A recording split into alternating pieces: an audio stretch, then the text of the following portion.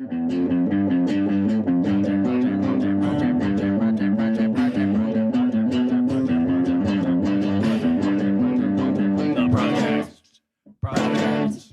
to the Project with Sam and Lewis, from the creators of such podcasts as How Pink Is That Panther and Just How Rich is Forrest Gump? Very good. So I'm Sam. I'm Lewis. And this is the first episode of the Project, in which we'll be talking about projects throughout both media and the real world as well, I suppose. We'll get into some of those. How are you doing today, Lewis? Yeah, not bad. Kind of just in the mood to start podding. Is that a word? Well, it can be now. Yeah, this is a week delayed from when we were supposed to do it, isn't it? Yeah, due to a variety of things, COVID based. As everything is these days, everything's delayed because of COVID. Yeah, we're all safe and sound. Lewis, you actually got your first vaccine yesterday. Yesterday, I kind of somehow jumped ahead of, so couldn't get through, and then they were like, "Oh, have your dose." Yeah, very good though. Good. I've got mine on Monday, so yeah, we no side effects, all good. So hopefully it's the same for you. Yeah. So full disclosure, we watched the topic of this episode. We watched it over a week ago each. Yeah. So a little bit more rusty on it than we would be with other times. So you have to forgive us on that. But we did just watch the trailer, which has refreshed a lot in my mind. We did. I've got stuff to say about this film. Yeah, we've got stuff to say about the film. Yeah, hopefully. Otherwise, what are we here for? So, so the first segment, Lewis, you want to take us into that? So what we'll do every time is, because it's the project, literally just Google project and see if there's any interesting headlines. I'm sure most of them will be pretty boring, pretty dull, but if there's anything amusing in there, I hope to find something in them. So here we go. The first one is a major step forwards for £500 million River Thames flood alleviation project. Okay, which I imagine building a load of stuff around like levees, defences kind of things. Yeah, they've got those big things at the end of the Thames. £500 million. Yeah, obviously we don't live in or around the Thames. I don't know how often it floods, but that is a lot of money. That is a lot of money. But at the same time, I think, without getting too political, there's a lot could be said about budgeting, but we'll move on. I mean, we're not going to get political. I'll quickly skim over this one of Matt Hancock asks former RCGP chair to help on derailed GP data project. Right. Okay. Yeah, I heard some about that. The opt-out system. It seems a bit like it seems quite sinister. Might be a little bit extreme, but it seems. Yeah, it's one of those things that like you'd see in like a film of like an evil government doing. Yeah, it's like we're going to sell your data to private companies. Yeah, or that happens all the time. But with health data. Yeah, or it could be one of those things that like comes out in a few years' time that actually they secretly sold all your health data, but we're actually hearing out it before and nobody's really saying or doing anything about it. No, that could be something that comes back to bite us, but we'll see. Anything else that pops up there? The other one is the Keystone XL pipeline project has been terminated. There's a few different headlines on that. It's a big oil project pipeline in America that's been basically, I think it was set up by Trump and now it's been blocked by it Biden. Does ring a bell, So, as most things seem to happen. Yeah, it seems to be a running theme in American politics at the moment. Everything set up by Trump but that happens with every president. It happens with every president. They undo the predecessors' work. Yeah, there's a lot to say about long-term projects in politics. Yeah, exactly. Because we might do an episode on maybe not that pipeline project, but something similar with a little bit more fun, a bit more maybe scary. Yeah, or more actual, just interesting projects. More interesting, yeah. We're not really it's not really it's not our wheelhouse. Is Yeah, it? we don't want to turn into a political podcast where we're just talking. Having said that, 6 minutes in, and about half of that has been about politics. Yeah, to be fair, but I think that's going to happen with looking at these. Any movie projects, anything that's come up there at all? No, it's a lot of it seemed to be. I mean, projects seems to be quite common as like government projects for doing stuff. Believe me, when I was doing the research, a lot of architectural projects came up and things like that, which maybe we can do an episode on, but it's not really what we were going for, I don't think. Joe Biden's meeting the royal family at Cornwall's Eden Project. Oh, cool. Yeah, actually, funnily enough, I am going to the Eden Project later in the year. Oh, so I can't say I know much about it. Well, I can come back and do a little report for you. In summary, what is... Oh, it's big domes in Cornwall, and there's they're like greenhouses, and they've got biodiverse stuff inside. There's like a rainforest biome. Don't really know the purpose, but it's like an attraction. It's a bit like a zoo for plants. A zoo for plants. Sense, yeah? Just imagine little kids. Oh my god, it's a tree. Yeah, well, if you come from a but I think the bigger news on that is obviously Biden meeting the royal family. Strange place to meet, but I suppose he's showing off the. We're showing probably it's part of might as well meet for a reason. Although did you see the thing about Boris Johnson getting a plane to Cornwall for the climate change? Yeah, not really the best start to the G7, is it? Yeah, there's some sort of irony that's been lost there. But yeah, so that's the projects for the week. Cool. Well, so thank you for that. Key things are the pipeline being cancelled and Thames being done up. Is the Thames being done up? Yeah, it's a little bit of a spruce. It's been done up. Glamour. Yeah, good stuff. I'm just amazed it's cost us 500 million pounds. Taxpayer money. Yeah, lovely. Well, so that's the first variation of that segment there, the news segment. Might come up with a slightly more snappy name at some point, maybe. Rather than just the news. I mean, project news is was in the title, but in the works. But the real project. The real projects. But yeah. So yeah, and then we're going to be talking about the topic of today's episode, which you'll probably have seen from the episode title, I imagine. We haven't really figured it out, but I think people probably want to know beforehand. Is a film called The Dinosaur Project. From 2012. 2012. So, Lewis, you've got the summary from Google there. The Google summary is an expedition to seek evidence of the dinosaurs leads a crew into a life-threatening situation. The helicopter in which they travel crashes and they get stuck on the island. The island, okay. First thing... Were they on an island? I don't think they were. They were just in the jungle, right? And there was a river. There's quite a few things like that I think we'll probably get to. Yeah. I do like evidence of the dinosaurs. So basically they're just doing... That sounds like an archaeological dig, right? Which is not really. Yeah, I guess that's so. Evidence of dinosaurs in general, which evidence of the dinosaurs. It's evidence of living dinosaurs, right? Yeah, I mean, so the idea is that there was some sort of... I mean, it's based on the whole...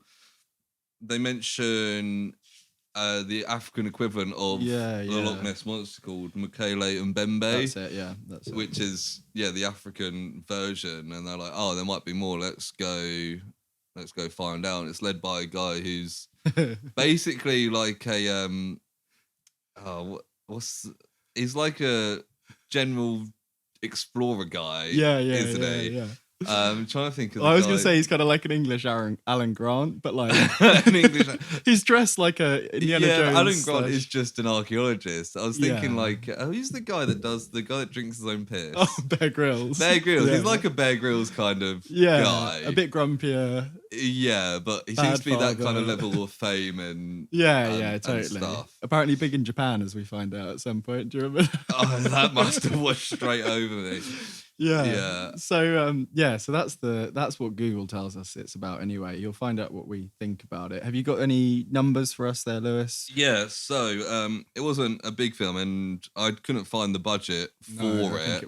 I think it's probably one of those ones that it's quite a little bit hidden budget. Yeah. Maybe money laundering. The CGI isn't terrible. I reckon they put quite a bit of money into the CGI.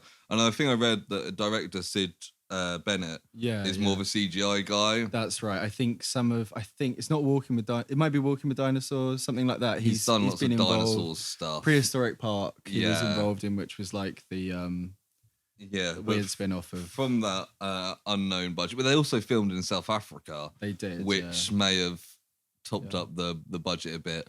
But from that budget, it got a box office of $2 million.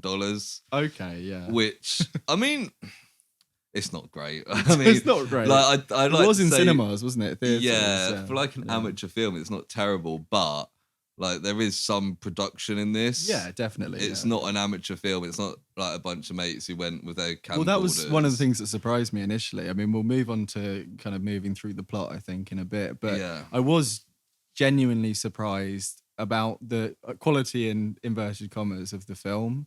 I assumed, not knowing anything about it, being relatively unknown, that it was going to be a real like student film kind of situation. Yeah. And the actors are largely unknown.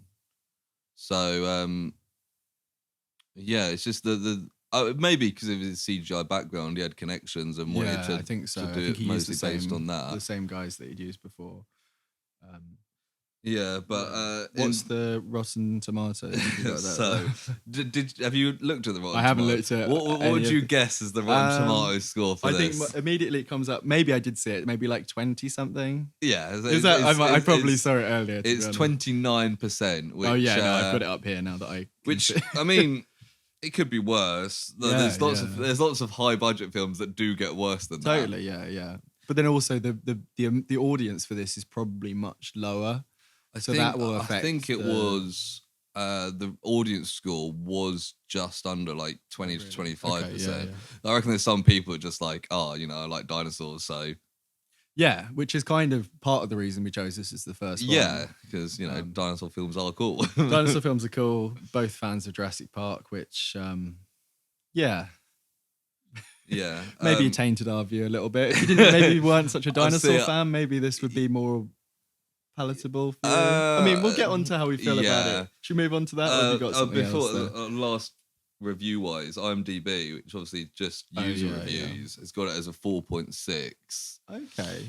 IMDb, the problem with that is a lot of people, it's because it's a aggregator. Yeah. A lot of them Rotten Tomatoes as well, but it means that a lot of films end up between kind of 4 and 6 if they're not very good. Yeah, I see a lot of 6s, 6 and 7s. I see a lot of films that I think are quite decent that are about 7, 6.9, something like that. And I feel like actual bad films rarely drop below like 4 unless it's like a one of those like Sharknado things that are intentionally terrible. Which I was kind of hoping this was going to be more like that, to be honest. Yeah, in a way. I mean, before we get into it, I soon realised that it was basically a found footage. That was one of my first notes. I had absolutely no idea. Yeah, and I don't think I've ever enjoyed a found footage film. So when I realised it was that, I was like, oh fuck. Yeah. Like it comes with a kind of baggage, doesn't it? Yeah, I mean, like even the bigger ones, like Blair Witch Project and Cloverfield. Yeah. I've never really enjoyed them either because I'm just like, I want to see what's happening,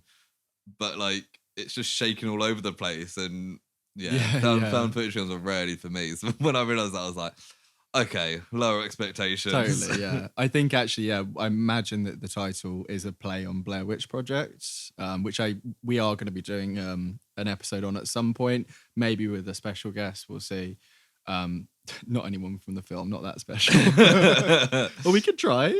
They're all American, aren't they? So but no, we'll do an episode at some point. It'd be great to get one of these guys because this was a British film with British actors. We could potentially get. I can't imagine they're busy. No, we'll get to that afterwards based on our views of it. So so following that, the numbers there. Where do you want to start? Should we just kind of delve straight into the film? So the film, immediately, I wrote notes on this. The film starts with like, these are all real images that have not been altered. And I'm like, this is a dinosaur film. And you're telling me this has not been altered.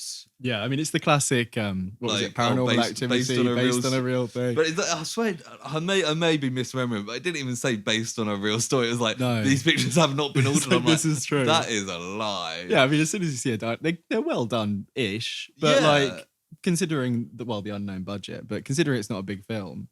But yeah, I mean, there's no way any of those dinosaurs are real. Yeah. Right? And then it starts with like a bunch of news clips about something being spotted. Yeah. It had like Sky News and some other stuff. On that point, the first dinosaur in inverted commas that you see, well, they are, but it looked a lot like a whale to me. Did you see that? When it kind of turns over in the water. Yeah. And the guys are running out of the...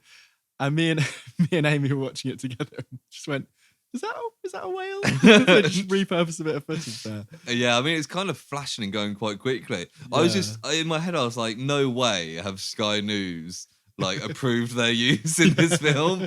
I'm like, because it's a small budget film, they probably got away with it. Yeah, but like, if that's a big one, like you see in big films, they do use news stuff, but they always use like the same ones. Oh, right, yeah, like a made up one. Yeah, or like Doctor Who will always be BBC News because it's on BBC. Yeah. Or like you said, they'll have made up ones. When it came up to Sky News, I was like, I'm not sure. I'm not sure they've got permission. Yeah, I don't think Rupert Murdoch would have. I mean, if he'd been involved, I think the budget would have been a little bit higher. So or you'd hope so. You'd hope so, but I mean, we don't know what the budget was. And then it's talking about the British Cryptozoological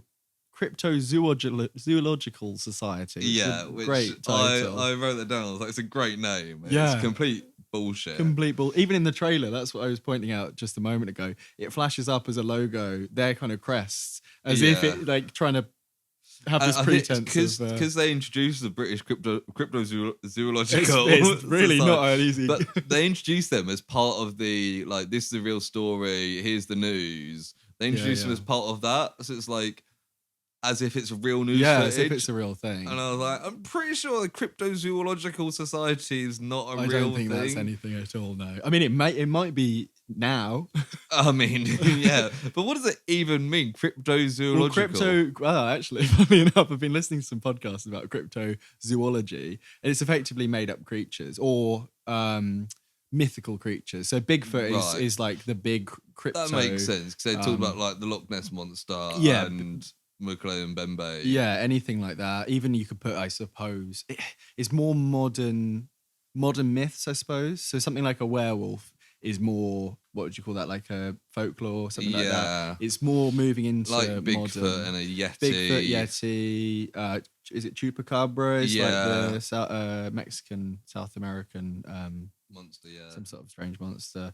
There's lots of stuff like this in the film where it's dinosaurs that have been spotted in places. That's a big thing. Yeah, so like their whole theory is that Mokele and Bembe, like Loch Ness Monster, is real, but it's actually a dinosaur. Yeah, exactly. Yeah. One of the plesiosaurs from the dinosaur age, which just happens somehow to still survive. Somehow there, and the start of the film is kind of press stuff about this expedition from this guy who I can't remember any of the names of the characters. I'm sure they're in my notes, but he's got some funding from the Cryptozoological Society. Yeah, his name was Jonathan. Jonathan, yeah. Jonathan. And they're all getting their gear ready. There's press. Yeah, so then you get introduced to the kind of characters. To the characters, one of which is the son of Jonathan, who's called Luke. Who's been dumped on him? Yeah, by the mum. They're divorced parents. Yeah, and it's weird that he's dumped on him, and he's like, "I'm gonna go off and do this search." Yeah. But he has to come with him to the country. He has to come with him to the is it Congo?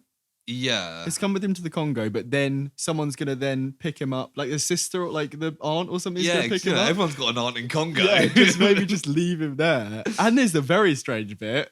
Very strange inclusion about why he's being kicked out. Literally, as soon as I wrote down Headmaster's dirty secret. I wrote Headmaster lingerie. What a weird inclusion. Yeah, because also like they mentioned he was like expelled. Yeah, from a prestigious boarding school or something like that. And they mentioned Headmaster's dirty secret. I kind of laugh, and then it gives it a couple of minutes, and then they show like the actual clip. Yeah, and it's like a night vision, like hidden cam footage of a middle-aged overweight man wearing lingerie, women's lingerie, Yeah. and then it cuts away, and then it never comes up again. Yeah, I was like, that's why. Like, you can say he got expelled, and like, you don't need to. Or you could say like, oh yeah, you could say the dirty secret thing. You don't need to show it, and it's fine. It was quite funny. Yeah, and it was funny how ridiculous it was, but it's a very strange inclusion. It's weird because like the film isn't a comedy. It's not set out Not to intentionally be funny, but that was like essentially a joke. So it's really weird that they've suddenly really weird. Yeah, I'm glad we both had that. I mean, I'm assuming most people would have that point there.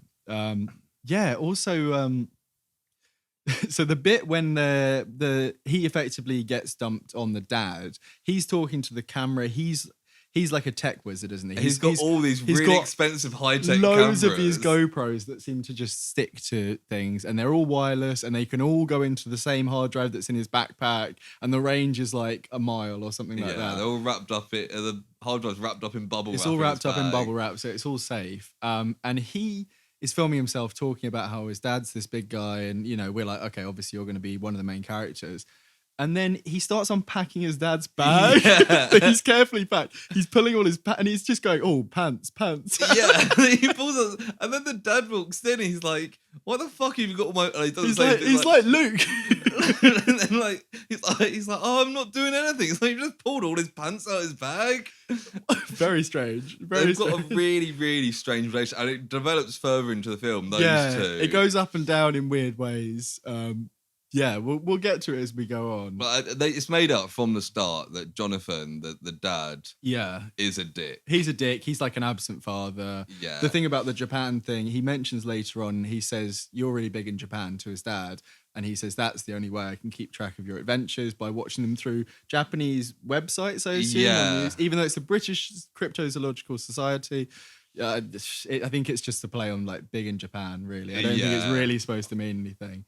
It might just be saying like, "Oh, you're famous like worldwide." Yeah, it's an example of that. But he's clearly a shit father, and it also it's kind of funny that he obviously Luke doesn't see his father very often. No, and then the one weekend he's dumped on him is when he's and I imagine this expedition was planned for a while. You don't just suddenly go to Congo. At least a couple of months, you'd think. Yeah, at least a couple of months. Yeah, which I mean, I don't know. Obviously, we never meet the mother, but. No. I wonder what she was up to that's so important that she had to. Yeah, maybe she was worse than the dad. Yeah, she may well have been. But neither of them ever mention her. No, after that scene. After that point, it's just setting the scene, isn't it? Yeah. Setting the table, setting the table, putting the pieces in motion. Then he comes along with them, and he starts filming the American woman's chest and bum as they're walking around. I've written son is a perv. I literally wrote perv as well. Okay. Because like he's got his cameras. It's unnecessary, really. But then she's quite nice. But he's only supposed to be about 15 or 14. Yeah. He's about 18, 20. At least. Well, yeah. But I was like, oh, okay, it's a classic teenage boys a perv. Yeah. And to jump ahead a bit, we'll go back. But I thought they were it was going to build like a relationship bit. Because she was quite nice and she seemed to be coming around to him. And it seemed like she was like the attractive female lead. Yeah, she was the only, exactly. One of the only American characters, so maybe it's like a worldwide and then appeal. What is it, a third into the film? Maybe halfway? Maybe less than that. It's when things start kicking off. She is the first person to die. She gets killed, and I kept thinking... Almost off screen as well. Yeah, I kept... Because it's the found footage stuff as well, you can't see it. I kept expecting her to come back at some point. Because that does happen a couple of times. Characters come back and things like that. Throughout the entire film, I was expecting her to just turn up and be like, oh, there's Liz. We also at that point get introduced to Jonathan's right-hand man, Charlie. Very obviously evil character. Yeah. Who has the same haircut as the son, but is American. Yeah, I is clearly jealous of the dad. I wrote down, because there's a bit where they're having a conversation and he's just like staring at Jonathan. And I wrote down, he either hates him or is in love with him. Or is in love with him, and totally. Like, he's definitely got it's definitely one of the two. And there's a part when he's talking and he goes something like, oh, it's fine that like your dad gets all the glory and I do all the hard work. It's fine. It's fine. And then he like looks off and it's like, it's obviously not fine. It's obviously not fine. And then we're also introduced to their guide. Yes. Amara. Oh, that's a little bit later. You get the sound guy who's always eating, and it starts off with he's eating a really weird The sound guy. I wrote down Pete. He's really goofy. He's my favorite character in the entire film. He's got a good ending. So much, like, he has so many random scenes. I'm like, he's the fun one. He's like, definitely the fun one. Yeah. Like all the rest of them can all go fuck themselves. But he's great, like, consistently throughout the film. Yeah, then they get to Congo and they're introduced to Amara, who's the local guide. Yeah. She's like a wildlife guide, and she's like, oh, there's obviously no dinosaurs in Congo. Yeah. I think she's also supposed to protect them from any like political disputes. They mention the fact that the Congo has got political issues going on. And I thought maybe that would be what maybe crashes them, something like that. But yeah, anyway, she's local. So she's basically there to kind of guide them and make sure they don't get into trouble because she knows Congo. But throughout the film, I don't know if you noticed this, but like everything she said was basically, you're wrong. I oppose this. I'm against you for this. But like, it's not consistent. No. And like, it's revealed later on that she knows about the dinosaurs. Yeah. And she's still just like, no, you're wrong. And at one point, when shit goes down, she literally turns and was like, we need to leave. We need to go. Yeah. And it's like, you crashed your helicopter, Amara. How are you meant to leave? Where are you going? Well, on the point of people being kind of almost skeptical or fake skeptical, I don't know if you noticed, but when they start seeing things, the dad is really, really skeptical about things. Yeah. He's really like as if he's got some secret. I've written something here, I can't find it, but he says things like, oh no, that wasn't dinosaurs, no. Until they really see those baby dinosaurs, he's like weirdly skeptical, despite the fact that surely he should be hopeful because he's going there to find he was going there to find dinosaurs. Really dumb. One other thing I've written is when they start talking about the TV, the cameras that Luke's got, which seems to have an unlimited amount. He's got at least 5. He's got low, and he sticks one in the helicopter and all this stuff. They're everywhere. They're all really impressed, and it seems like they're better cameras than the TV company have. Yeah. And they're all kind of like, well, not all. The dad doesn't realize he's a tech guy until it's useful in the last third of the film. But I thought that was just very weirdly. Because like, I was thinking written. of Jonathan as a Bear Grylls equivalent, as I said, and like he's got this. He would have like the best cameras. Like he's world famous, and yet the better cameras are the ones that his teenage son has. I mean, I guess he's a rich kid, but still, you'd think you'd get professional crews. Like, obviously, I'm not expecting Jonathan to know all about the cameras, but at least his camera crew should. Yeah, totally. Well, there's one camera guy, I think. Yeah, and they've all been given camcorders, Blair Witch style, to record everything. But then those don't really ever get used much. Just use the. There's one where the evil guy. Did you remember when it's nighttime and he seems to have left his camera on and he's just brooding at night, and then he realizes the camera's on. And he looks at it. And then he turns it off, and it's like, what was the point in that? It was just evil guy is evil kind of thing. Then they get in the helicopter. So, Luke is stowed away, hidden in the back, which like could easily kill you. Yes. And then they're like, oh, the weight is too much or whatever, and they find something falls over. I think he knocks something over. There's turbulence. It wasn't very well hidden. I don't know how he got in there with nobody noticing. It's not like it's a passenger airplane. It's a helicopter. They're not that big. Like, it's just an airplane. It's just a helicopter. So yeah, he's stowed away in the back, and then knocks something over. They all revealed he's there. Jonathan has a massive go at him like he does for most of the film. And he's like, well, I'm here now. And then it's when they see the first evidence of... which is like pterodactyls or pterodons or something like that. And they're like, oh, what are those birds? And I'm like, they're clearly not birds. Very clearly not birds. It might be because we know there's dinosaurs. Yeah, and I think the guide, Amara, is kind of immediately a bit shifty and like, no, nothing. Yeah, that these and the giant pilot, African eagles or I something. think the pilot is a local guy as well, who immediately... So what do you think caused the helicopter crash? Because me and Amy were having discussions. I mean, I assumed one of the birds flew into the helicopter. I think that's what's supposed to happen, but it's not. You see a splatter of blood. You see the birds, in inverted commas again, move up and kind of crash. But I wasn't sure if the pilot had been somehow attacked through the I glass. mean, the pilot dies at suppose some point, either when they're hit or when Yeah, they he crash. does, But also when they first see the birds and first get hit, they go. They say like, "Oh, let's turn back. Yeah. Let's restart." Well, while they're still in the air. Yeah, and then one of them turns around and says, "We can't turn back. We haven't got enough fuel." Oh yeah. And I was like, "Well, how are they planning How are on they getting going to back? go back in the first place? Well, they Very got halfway true. there. They're like, "Oh, we can't fly back." Yeah. Like what? How are they planning on getting back? Oh my god. Yeah, and then they crash. Quite dramatic. You don't really see it. It's very found footage. Yeah. And the funniest thing, which is a trend in this film, the funniest thing about that for me was that they immediately go, "Don't worry, pilot's dead," and they all run out. No one checks on him. I think the exact quote is, "We can't help him," and they all run out. Yeah. But then Luke has time to run back in, almost gets blown up, and gets all his cameras and all his hard drives. He gets his bag with a hard drive. But like, it's a classic thing. Like any vehicle that's on fire, you get away from because they will explode. Yeah, once it hits like the petrol tank.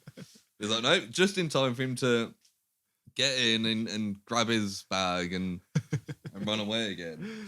Yeah, and then there's a bit of them just kind of standard found footage. Yeah, they're all lost. It happened when it was crashing, which is what I hate most about found footage is that you never see what's happening. It's all just like flashes, camera moving around. You see somebody's face. It's like, and it happens so much in this film. It does happen a lot. Where like something's happened, like it's just shaky cam for like 5 minutes, and then it finishes, and you're like, oh, this has just happened. And they kind of all explain what just happened. Go, yeah, okay, so and you're like, and like that's how like Liz dies. You're like, no.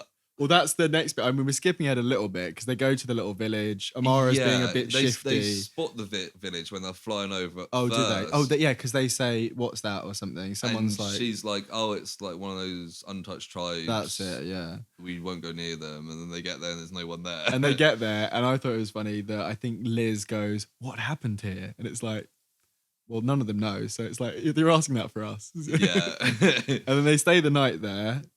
Well, they try to stay the night. Luke sets up his camera because they're motion sensitive, which the trailer tells us. You'd think you've dropped in the middle of the jungle. You're staying in some huts that you don't know of. Yeah.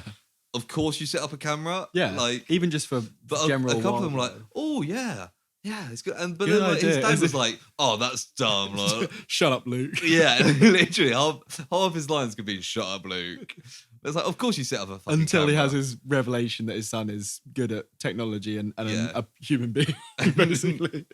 Because they make a big point at the start that they've got that the mobile phone that has ridiculous range. It, satellite phone, phone, which again reminds me of Jurassic Park. In Jurassic Park 3, they've got the satellite phone. That's right, yeah. And then the boat gets attacked by the Spinosaurus.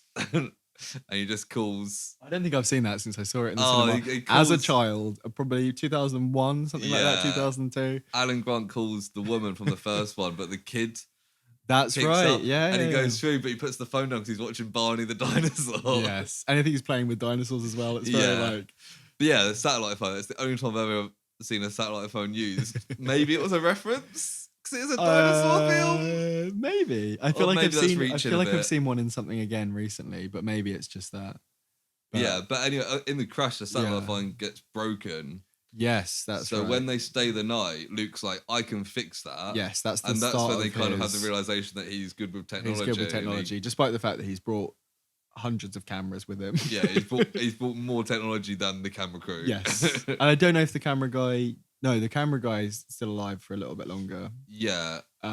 Then nighttime stuff happens. Very strange dinosaurs, which I think after reading some interviews are kind of a made up one. Yeah, they were like they seem like baby versions of like a pterodactyl or something. They looked a bit more bat-like, didn't they? Yeah, and they were very floor-based. They kind of jumped.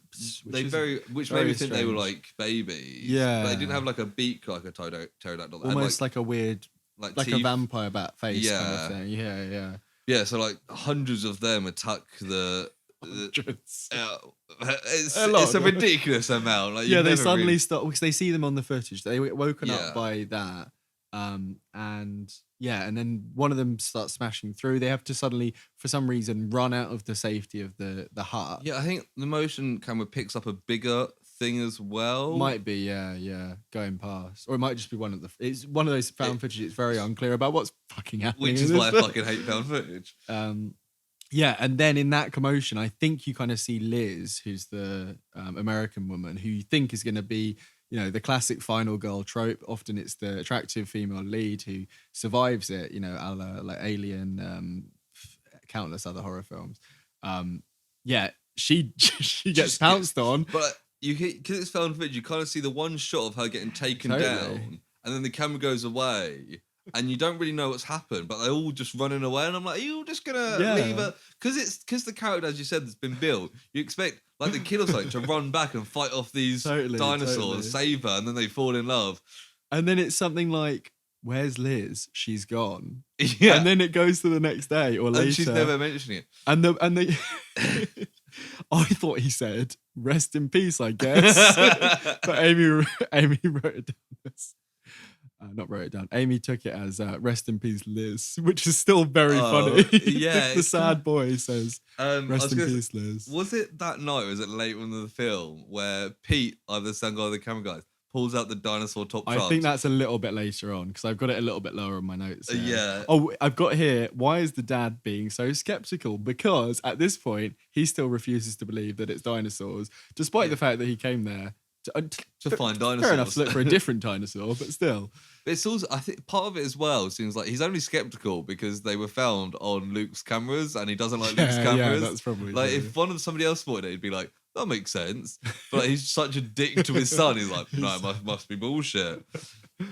Yeah. And then I think then they I think they make a camp somewhere. They jump on a boat. They run onto a boat and they go. There's an island in the middle. That's the island in the middle of like a river. Yeah. So I think maybe the island that he was talking about in the Google thing was that, but that's not where they are anyway. It says they get stuck. They're in a little inlet, kind of a river island, and they spend the night there, and then they wake up and the dinosaur chop chumps is there, which I thought was very funny. I thought you'd appreciate my that. favorite part of the film because the guy's like, "Did you buy dinosaur chumps?" It's like this guy's clearly just like loves dinosaurs. Yeah. He's like, "This is the job of a lifetime." That's Pete. I think that's Pete and the son are both playing it. Yeah, and they look at the camera and they're like, "It's like." First of all, did they have to get the license for that? I'm sure they didn't. If they had to, license for top trumps because it is a brand. It is a brand, but they didn't get Sky News. So I reckon, well, exactly. Yeah, there probably is dinosaur top trumps out there somewhere that you can get. I was surprised that I was going to ask you if you had them because I know that you've got. I've got like football ones and Simpsons ones and Marvel, Doctor Who ones. I've got Marvel ones. Yeah, I don't think I have got dinosaur ones actually. I'm sure it's a thing. Yeah, I mean there must be, even if it's just like. Yeah, there's dinosaur top trumps. There's top trumps for it's the same one that's in the film. Yeah. Oh, is it? Yeah, green packaging. So they literally bought a packet of. They literally bought a packet of dinosaur top trumps as a prop for the film.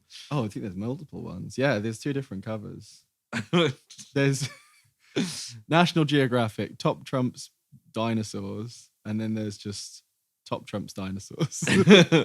Yeah, honestly, I think that was my favourite part of the film. Yeah, I thought you'd like that. Because, like, again, it's a joke in like a fairly serious kind of thing. Yeah, and it's so ridiculous. And the fact they're already looking at the camera anyway, it's a bit of like a and it's also like this traumatic things just happened. They've just been attacked by dinosaurs. One of their friends has just died, and they've sat down. The guys pulled out some top trumps. It was. It was at that point. I don't know if you thought the same thing, but I thought the whole time Luke really reminds me of someone. And at that point I realized that he kind of reminds me of like a budget Daniel Radcliffe. And the way that he talks, I think he's got a similar accent, the delivery, in some of the Harry Potter films, I don't know, I haven't rewatched them for a while, middle, late kind of ones. There's bits where Daniel Radcliffe isn't quite as good at acting as some of his fellow actors, especially the main 3. And some of the delivery. I wrote down at one point that like it's hard to tell because it's found footage, and I really struggled to figure out if the actors were shit or the dialogue was shit. Because obviously, or both, or that's what I concluded. But like, you get some like the people talk about the Star Wars prequels, and like You've seen other stuff that like Ewan McGregor, Natalie Portman, Hayden Christensen have been good in other things. Yeah. But the dialogue is and terrible. like direction as well. Yeah. You know, if George Lucas is happy with the take and goes, yeah, and then we watch it as an audience and go, what the fuck is that? Yeah, exactly. That's the so part of me was like, maybe they're not terrible actors. It's just, but then it didn't take me long to realize like, oh no, it's shit dialogue and shit actors. Yeah. There's a reason we haven't seen any of these people in anything else. No. As we were briefly discussing when we were setting up, I had a quick look at the IMDb's to see where these people have turned up. I think the dad was an extra in The Dark Knight, which I thought was kind of interesting. I've got one fun fact about the dad, actually. Yeah. The guy who plays him, Richard Delane, is the guy who plays Jonathan. Jonathan, yeah. His older brother, Stephen Delane, plays Stannis Baratheon in Game of Thrones. No way. Okay, yeah. He's the younger brother of Stannis Baratheon. I can kind of see that. You can kind of see it, and I'm like... He's kind of doing the same thing as well, isn't he? Yeah, like kind of grumpy, middle-aged man. Wow. Oh, poor guy. Yeah, it's like, imagine, like... So 2012 as well, which is like just as Game of Thrones. Yeah, especially when Stannis Baratheon was kind of kicking off as the major character.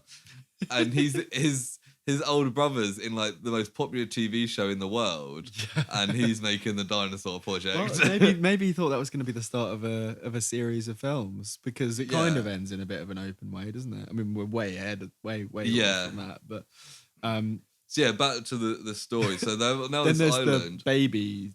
they meet the dinosaurs, The first dinosaurs that they actually interact with. Really, they're kind of like a hybrid, because at first they seem like just little.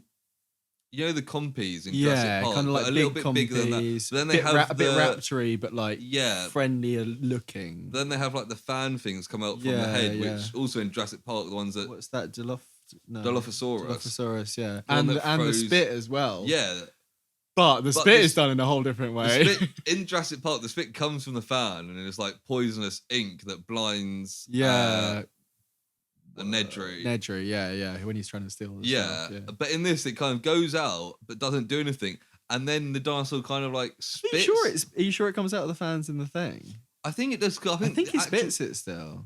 No, I think the actual dinosaur. I may be wrong with this. Yeah, I think the actual dinosaur. I think maybe Jurassic Park did it as a spit still. Oh, okay. Maybe I'm getting mixed up with the actual. Yeah, but then maybe the real one does.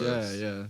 Yeah. So I mean, he eventually names the main one Crypto. Yeah, which is obviously after cryptozoology. Which I'd not picked up until we started recording this. The Superdog?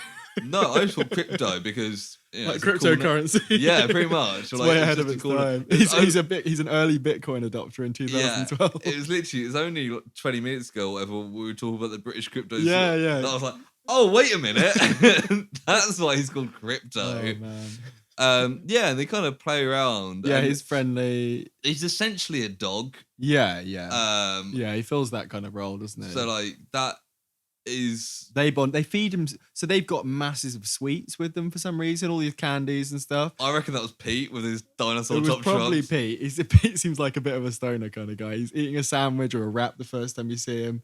Really weirdly, shoving it in his mouth in a weird way. He's got a big beard. Has he got a beard? He's got a beard. He's very chill. He's playing top trump. He's got loads of sweets with him. He seems like he's won like a fucking competition or something.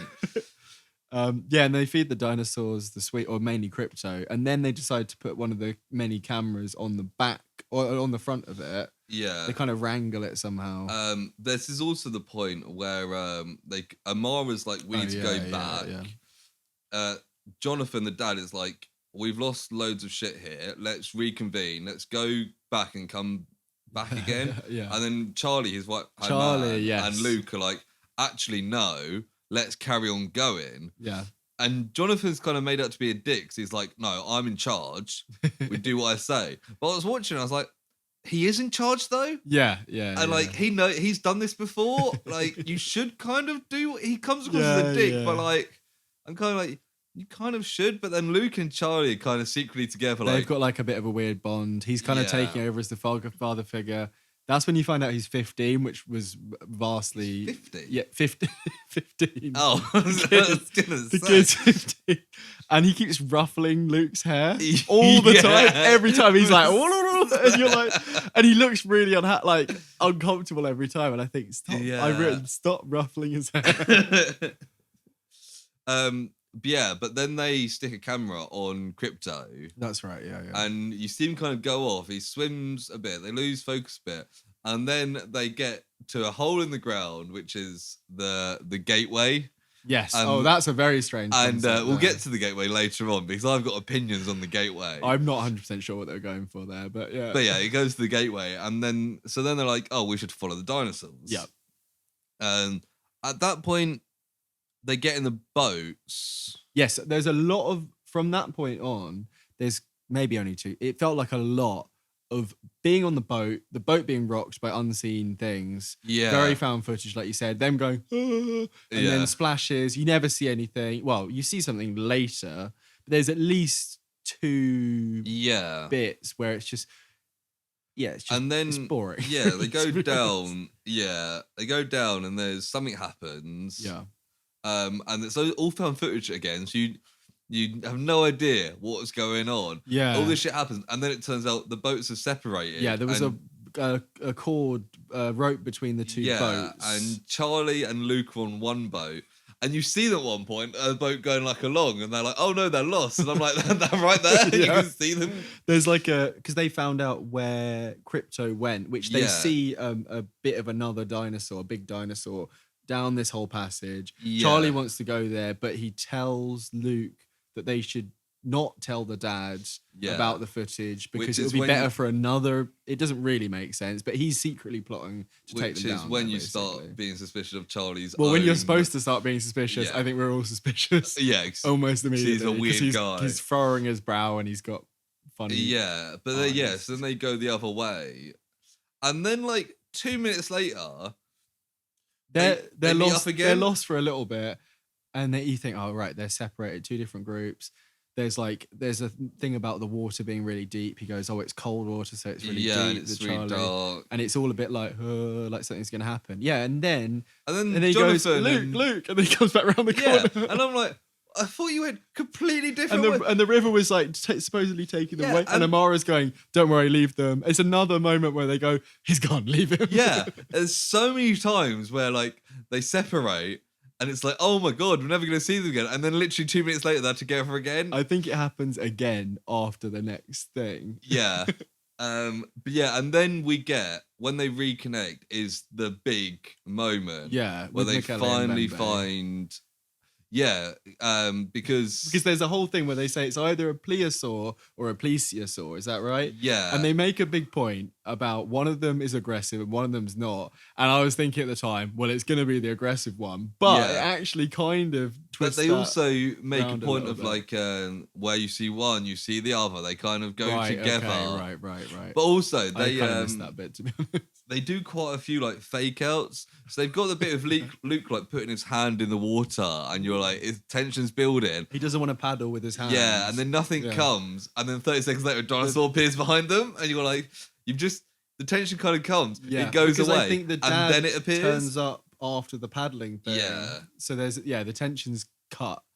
And then you have the big thing where Michele Mbembe turns up first, and then they go, oh, it's the friendly one, and then there's like a brief moment of it's okay, and then the cameraman just gets chomped off, like Jaws style, jumps on top by of the boat. Whatever the evil one is. But that's why they made a big point at the start that like when you see one, the other one's there, and they're like, oh, it's fine, the good one's here. And I'm like, you've already said that the bad one will appear, but none of them seem to realise. And then it's another classic found footage, camera shaking around, and you have no idea what's happening until they all end up on the shore. And then Charlie is still with Luke, the evil guy's with the son, and he immediately goes, where is it? He just goes, he's gone.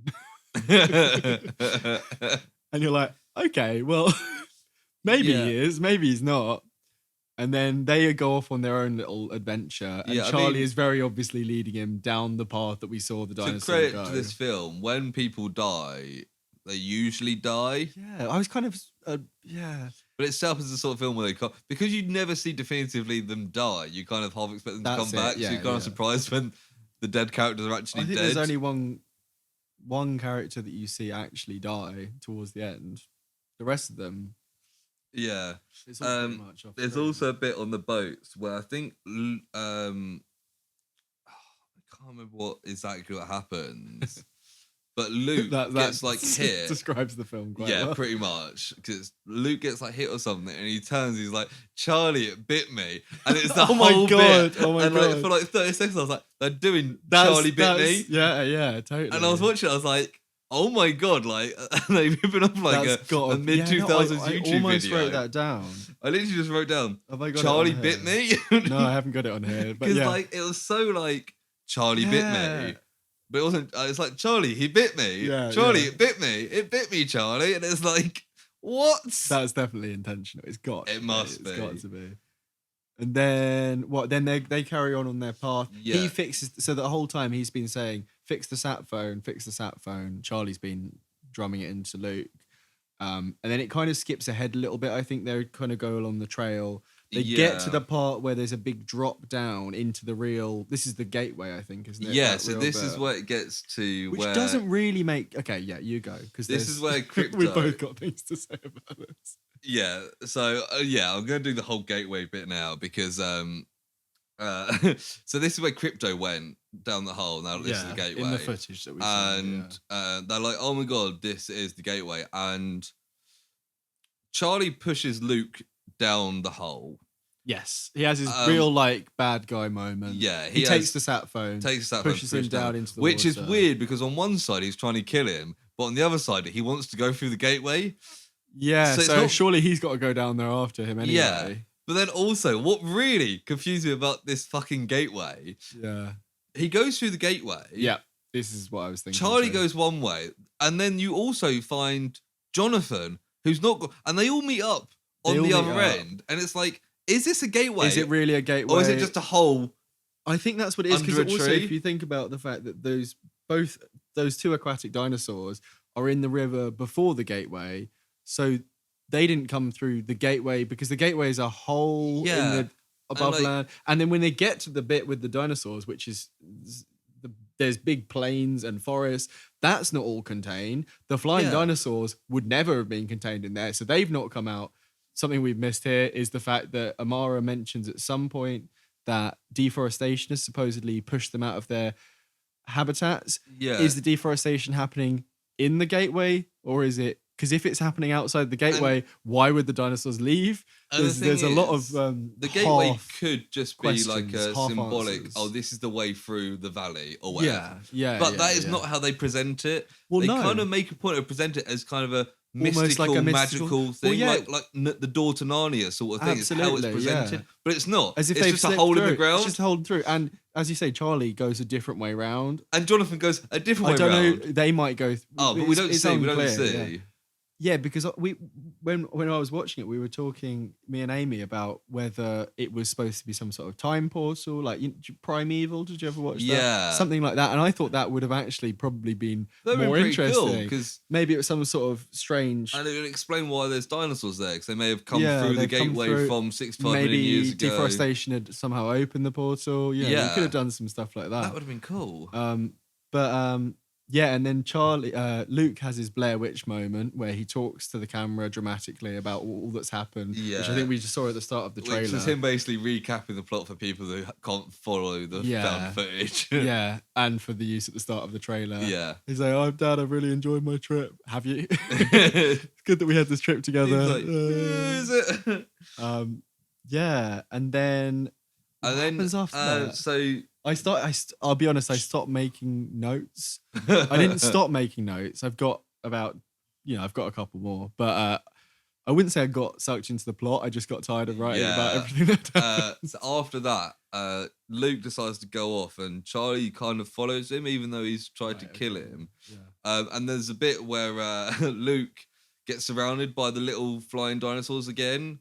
Yes, and I wrote down, he's begging to them not to kill him, as if they can understand a word he's saying. He's like, please don't kill me. I want to go home. And it's like, you're going to convince them there, aren't you, Luke? But then Charlie realizes that Luke is still alive. No, he realizes that the sat phone's not working or something. So he goes back to find it. Oh, yeah. And at some point in the middle of this, we go back to Jonathan, Amara, and Pete. And they are all okay. And I think they maybe went through a different way, like you said. Yeah. And then they decide, Oh no, I think they get a transmission somehow. Don't none they? of them knew about the gateway. Did they see a video of something? Oh, quite possibly. I kind of missed it, but I think Amara sees something on a monitor or something and goes, I don't know. But they decide to go after Luke. Jonathan finally becomes a father. Jonathan decides that he loves his son, basically.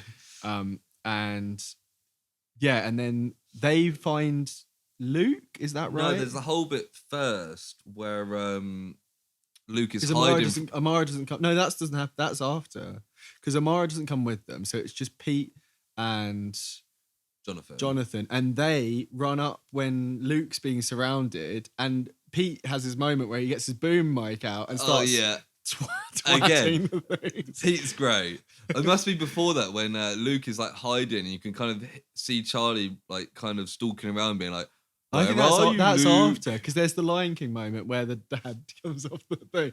There's after that, because he's got his weird prehistoric axe, which is just a dinosaur bone that he's picked up. So that the bit with Pete saving the day happens, and then what happens to Pete? Has a really weird moment, which I loved, where he suddenly says, "This is for," and it's the name of the cameraman, I assume. And he goes, "This is for so-and-so," and then just runs off, gets all of them to follow him, starts hitting them with the mic again. Oh, yeah. And then he runs out onto like the plains bit, like the rocky bit, and there's like 30 of them all there. And that's the last you see of him. And then I think he goes like, "Oh shit." Yeah.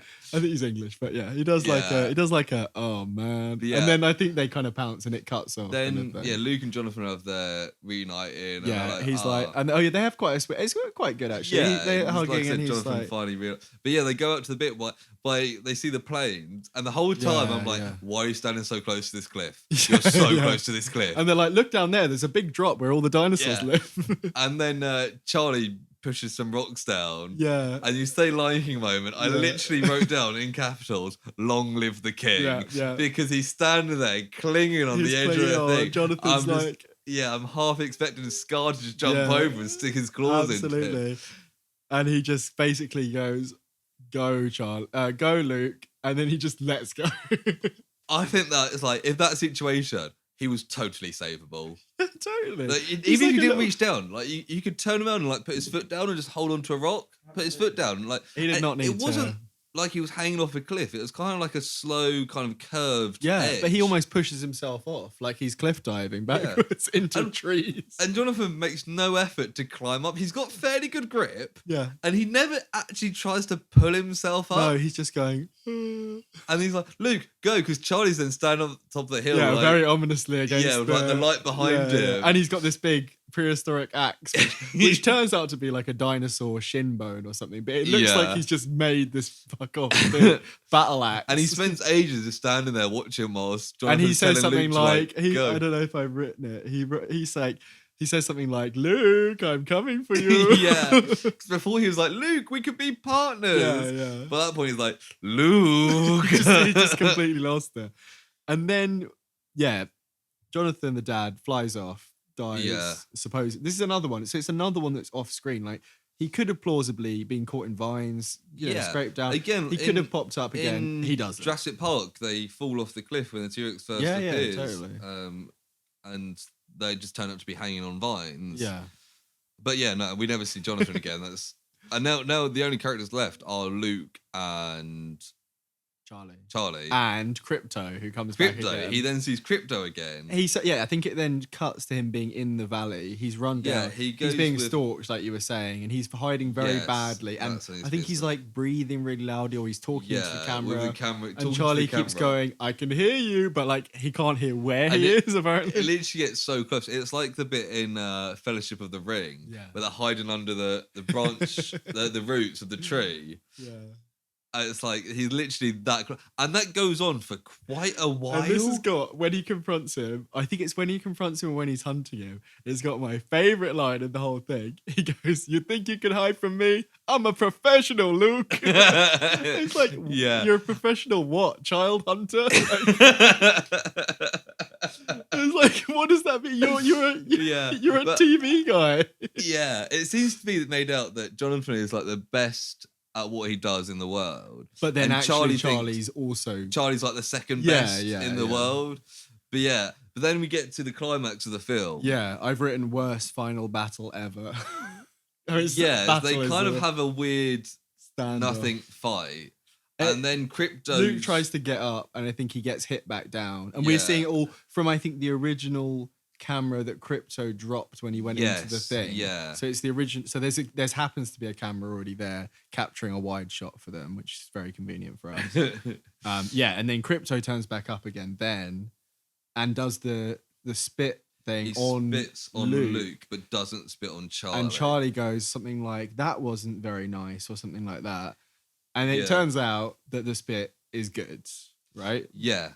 Because then you get the moment, the big leg that we saw earlier turns up, and I don't know about you, I thought it was going to be a T-Rex. I thought it was going to be a T-Rex. Because there's a T-Rex on the fucking poster for this film. The poster is literally Luke standing in front of a fucking T-Rex. I think there's also, let me just get it up here. There's also a host of other dinosaurs that aren't in this. There are some sort of there's the what poster there. The long-necked one in the background. What are they? They've changed their names. Oh, like recently. the Brachiosaurus. Brachiosaurus. Yeah, and the raptors at the front. Those things. Yeah, they're not the same ones. It's not the same as Crypto. So someone's just like made... all these dinosaurs in this poster are not that. But yeah, because we saw. And guess who else isn't in the poster? Charlie or Luke. Oh yeah. Also, the person who made the poster. It's Amara, Jonathan, and Liz in the fucking poster. Exactly. Neither of which are in the two central characters by the end of the film. None of them survive.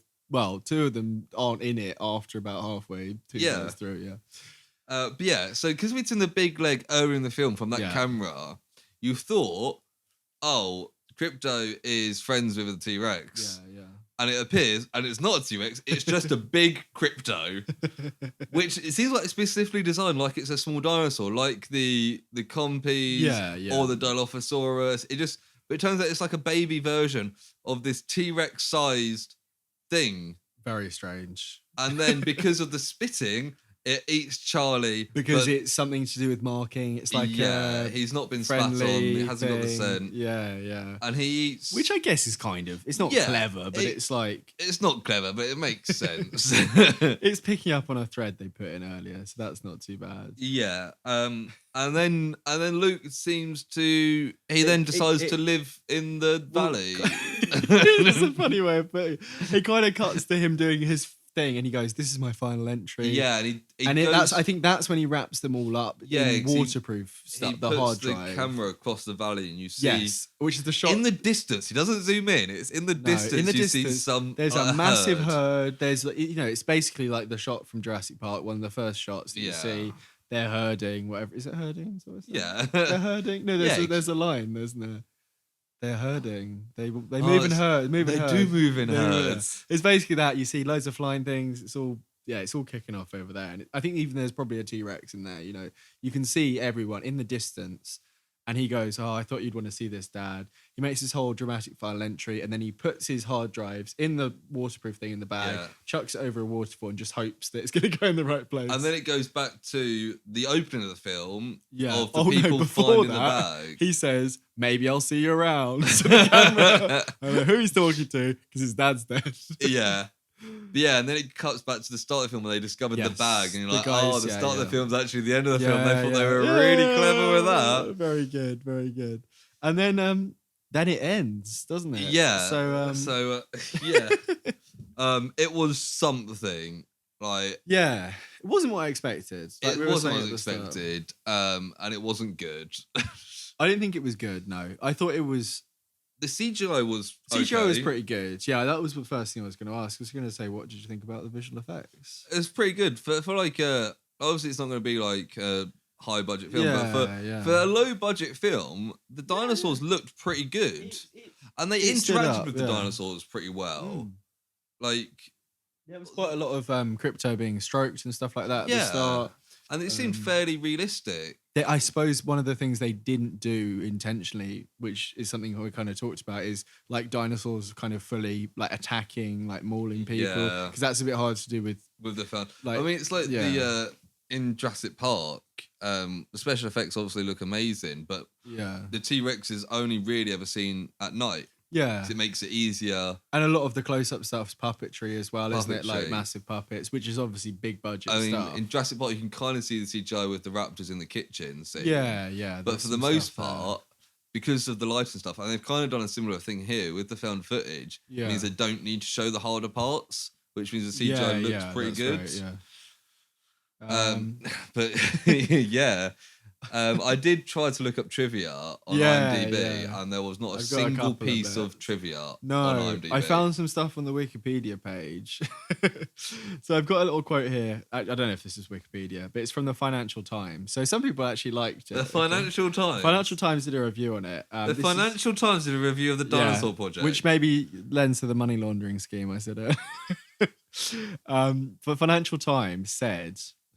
Sid Bennett's motion capture movie also does a motion capture. First of all, did it use motion capture? I don't think it did. I don't think it did. And second of all, were there any emotions really in it? Oh, that's a terrible pun. I thought that was fucking fantastic. There's no fucking emotion in that. Sid Bennett's motion capture movie also does a motion capture. I feel that the predominant emotion it made me feel was hate, frustration. As we said though, the one reunion bit with the dad is kind of okay. But like, he's such a dick for the first 2/3 of the film. He's so unlikable. Even that, it's kind of out of character. It made me think. I've written a note somewhere here. Did he come back for the son or for the sat phone? Because I thought maybe that was going to come out. He was going to be like, "Oh, is the sat phone okay?" And then Luke was going to go, "Oh, you didn't come back for me." Yeah. And then maybe he could have just stayed as the dick dad, and then that would have been fine. Yeah, it seemed so out of character that moment that he I didn't quite connect. It's like you've brought your son on a dangerous expedition, and the first time you think he's in danger, you suddenly decide that you love him. It's very... Yeah, but it's not the first time he's in danger. No, it's the first time that he can't see him. Yeah. So, have you got anything else? I've got another quote here. It's a bit longer. And I don't remember writing this down, so let's see what it is. This is from Sid Bennett. And this was in an interview that he did with, I think, some sort of movie magazine. And it goes, "If I was out there as a documentary maker, I would have a cameraman and a sound man, and they'd be pretty professional. So most of what you'd be seeing would be filmed in a very professional way. It wouldn't be shaky cam. It wouldn't be the wobbly cam you associate with found footage. That is the basic premise of the style of the Dinosaur Project. It isn't all shaky cam. It's nicely composed. It's not all claustrophobic. It's not all in a tiny little space and all faces close up to the camera. It opens out to big vistas of the jungle and valleys. So there is that kind of epic feel to it as well that you wouldn't normally find in a found footage movie." And I've written wrong. Has Sid Bennett watched his own film? Did he cut the film? But he's done a lot of documentaries. That's like the primary thing he's done. But also mockumentaries. Did you see that? It seems like pretty much everything he's done is either documentaries or dinosaur stuff. There's weird fake documentaries. I had it on here and I've taken it off. Oh no, Sid Bennett also directed episodes of Prehistoric Park and a fake documentary about mermaids. There's one that He's apparently... a weirdo. He did 2 documentaries for an American channel, which were as if mermaids were real. And it was in the style of this, but it was put on a documentary channel. And apparently search results for "Are Mermaids Real?" went up afterwards, supposedly, according to this interview of him. So that's weird. Yeah. I've got 2 more things. One of which is the cover. But the last one would be that the South African crew that worked with them had been filming Dread beforehand. I wrote a much better film. I mean, it's not fantastic, but it's better than the Dinosaur Project. Very true. So we're gonna move. We're gonna do some. Let's. What do you rate it? Actually, what should we rate it out of 10? Yeah. We can. Yeah, we'll just say it's first. What do you rate it out of 10? I would say. See, I think I enjoyed it more because I felt I had to pay attention. If I hadn't been watching it for this, I think I probably would have given it maybe like a 2 or a 3. Yeah. But because I kind of enjoyed it, and I enjoyed the concept of having to think about the fact that this was going to be a funny thing to talk about, I'm tempted to say like a 5 or a 6. I reckon I'd give it a 4. I think half of that 4 is the special effects because they're passable. Yeah, they're pretty good. And as much as I thought it was shit, I did kind of half enjoy watching it. Yeah. There was like it wasn't as B-movie as I was hoping, but there was some fun stuff like that in it. We've been consuming that sort of thing. Any personal projects, any things we've been going through? Yeah, pretty much. So have you got anything? I've got a couple of things. I mean, it's mainly just stuff I've been watching. Let me just see. Yeah. I've got... Well, one of the things was a board game I kickstarted about a year ago, Nemesis from Awaken Realms, arrived today after a couple of delays. As Lewis, it's a big box. There's a lot in it. It's the biggest collection of board games. Not collection, biggest one-time purchase of board games. I think most people have. It's like 3 foot long and like 1 foot deep. Yeah, with a load of expansions and stuff inside. It's very well regarded on places like Board Game Geek and stuff. So hopefully it's worth playing. I'm sure we'll play it at some point together, and maybe we can come back to it another time. The other couple of things, I finally watched Parasite, the Oscar-winning film. Absolutely brilliant. Yeah, brilliant. I finally watched it. It might have been a year ago or earlier this year.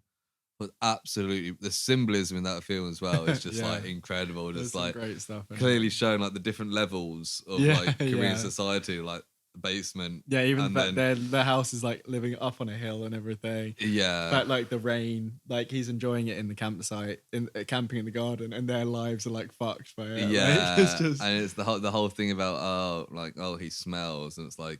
You don't smell, it's just his life, like where he lives, means he has that general odour. Yeah. Oh, spoilers for Parasite, by the way, if anyone hasn't watched it. But it's also the fetishization of the poor, where the guy's like, wear her underwear or whatever. Yeah. When they have sex, like when they're hiding under the table. Yeah, the tension, I think bar like a horror film, not anything I can think of, but the tension in some of those scenes was like best I've seen for a long time. Yeah, it's kind of like a Get Out kind of vibe to it. But much more, where that's like pumping kind of, not action, but do you know what I mean? It's the whole hiding part. You're just so, it ramps the tension up really well.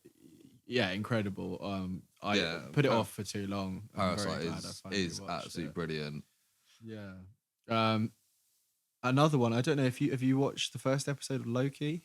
No, I've been saving it. Me and Christine were gonna watch it at some point together, but just haven't. Yeah, no, I won't tell you anything. But I thought it was good. Yeah, I'm looking forward to the rest. So yeah, we can discuss. Yeah, I was definitely up to. I'm definitely gonna watch it. Just good stuff. When did it come out? Wednesday. It's on Wednesdays. So so if you get a chance, not long ago then. I'm sure you'll have probably watched it by the time we record next. Yeah, probably. Yeah. So they did the whole Friends reunion. Oh yeah. I haven't watched it, but it has meant that I've been watching through Friends. Right. Yes. I mean, I feel like Friends gets a lot of shit these days. It's like the laugh track and like some of it's not questionable, but there is like there's kind of like some like transphobic or homophobic gags in there. But overall, I've been watching through it and I was like, Friends is good. Like, Friends is good. It's popular for a reason. Like, it ticks a lot of boxes in a good I'm on way. like season 5 now already. Yeah, we watched, Amy's been watching through just kind of casually. I watch it quite often when it's on, when she's got it on. I've not really got anything against it. Yeah. We did actually watch the reunion thing because we've both been off. I'll probably watch it once I finish watching through. But I mean, it's James Corden hosts the live segments, which is But the parts with the cast themselves, bar a couple of awkward bits. Matthew Perry is a bit of a weird situation because he's obviously had a lot of personal issues, substance abuse issues, and it doesn't really address it, and it's a bit like the elephant in the room. And there's some bits where they talk about like catching up, and he kind of goes, I haven't really heard from anyone for a couple of years, and it's like, and he's doing his kind of sarcastic jokey thing, but there's a desperation because he's had a really rough time. And I don't know if it was the mood that I was in. That kind of was a bit strange to watch, but everything else, they do some good stuff in that. If you're a fan of the show, which I guess I am, it's worth watching. This for is sure. probably the third. I mean, as you probably the same. It was on like E4 loads when we were kids. You catch episodes. Totally. This is probably the second time I've actually sat down and watched through it. I also reasserted my fact that Ross is like a massive dick. Totally, yeah. I say I've always said this. Probably haven't. I think I used to empathise with him quite a lot. I think you said the same thing. He was like the dinosaurs. He's so neurotic, and I don't want to use the cliched word, but like toxic. Like he's so like self-centered as well. Like, everything is based on him and how it's affecting him. So like when they're on a break, which like. Or even if they were on a break, could you imagine to go and fuck someone straight away? I know, right? Like, imagine if you broke up with a girlfriend 3 hours later, you were fucking someone. That's still kind of it's weird. It's still out of order, even if it's like within the rules. Yeah, but then also like when that does happen, he goes round like following the lead to try and make sure that Rachel never finds out. Yeah, and it's like, but then in the other later season, Chandler kisses one of Joey's girlfriends. Right. He immediately goes and tells Joey. Yeah, and they're like falling out, and there's the boxing. But like that's what friends do. Like they're Chandler and Joey are much better people than Ross is. Yeah, totally. And then like the whole he fucking says Rachel's name at Emily's wedding. Yeah. And he can't understand why she's so pissed off. And then he goes to go on the fucking honeymoon with Rachel, and Emily appears, and he's like, oh. And then, like, it's made out that Emily's out of order because she's making all these demands, like, oh, you can't see Rachel again. It's like, well, of course you can't see Rachel again. You said her name at the fucking wedding. It's totally reasonable expectation. Yeah, and then me and Christine were saying, that's the point he has a mental break. So he goes to anger management, finds out about Chandler and Monica, and then from then on, he is fucking insane. Yeah, they just go, this is who Ross is now. First full season, he's like a selfish prick. And then after that, he's also it's portrayed in a way that, you can kind of empathise a little bit. And you're like, oh, I'm also lovesick or lovelorn or whatever it is. But yeah, it gets to a point where I think they kind of tone it down again when I don't know, this is a long time ago, I've probably rewatched through, when he kind of, things round off and he ends up with Rachel again and all that stuff. Yeah. Anyway, this is the Friends podcast now. Yeah. Oh yeah, I was like kind of aware. I could spend probably several podcasts talking about Friends, but it's just because that's what I've been watching recently. That's what you've been watching, yeah. Aside from anything that, else? Not really. I've been meaning to get back into my painting because, like many people, when lockdown happened last year, started painting a bit, and I've kind of got some stuff in my head that I want to paint. I just kind of haven't got around to doing it. Yeah, I was finding the time, isn't it, as well? I had a week off work last week, and I was like, "This is the time to kind of get it down," and then didn't basically. But like. Yeah, I've got like 3 in my head that I'm intending to put down at some point. So I mean, it's good stuff still. Like we'll be like intention. 50 pods in, and you'll finally get back to it. I think I've started my first every week. It'll be the recurring joke. Lewis painting. How's your paintings going? Painting going? No, not great. Still in my head. Cool.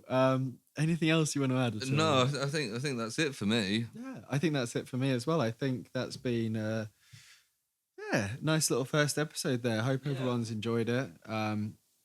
Sorry if there's any particular issues with sound or anything. We're still getting to grips with it. Please give any feedback. Yeah, anything. The mics were fairly cheap, but they should be good-ish ones. They look pretty good. Yeah, but obviously it's more about amateur. We just want to talk as long as projects. The content's, Yeah. But yeah, seriously though, thank you if you are listening to this, and we hope to see you again soon. No idea what the next episode is going to be because we thought we'd just get the first one under wraps. We have got a Google Doc. I don't know how many I've added onto here, but there's enough to carry us on for a while. I think it's 3 pages of Font size 9. 9. We've got a good decent amount of stuff here, so hopefully these will keep coming. Yeah, that's the full intention of us here. But thank you for listening. In terms of social medias, you can reach us at theprojectprojectpod@gmail.com. Facebook and Instagram are the Project Project Pod, and Twitter is at thatprojectpod. So feel free to reach out.